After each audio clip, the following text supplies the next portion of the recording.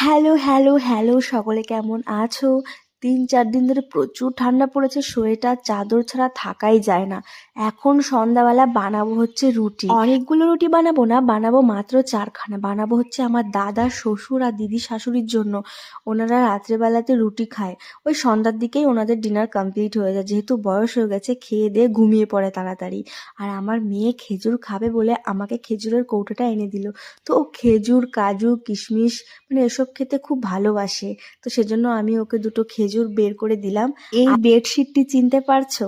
হ্যাঁ, অনেকেই তোমরা আমার ভিডিওতে দেখেছো। আমি ওই যে সেদিন একটা ফেরিওয়ালা কাকুর থেকে কিনেছিলাম, তো সেই বেডশিট আজকে পাতলাম, দেখি কেমন। এত বড় ছিল সাইজে, কি বলবো, আর এত সুন্দর। তোমরা দেখেই বুঝতে পারছো আমার বেশ ইউনিক লেগেছে কালারটা। আমার ভীষণ ভালো লেগেছে। প্রিন্টগুলো দেখো কতটা সুন্দর। তোমাদের কেমন লাগলো বেডশিটটা জানাবে। টাটা।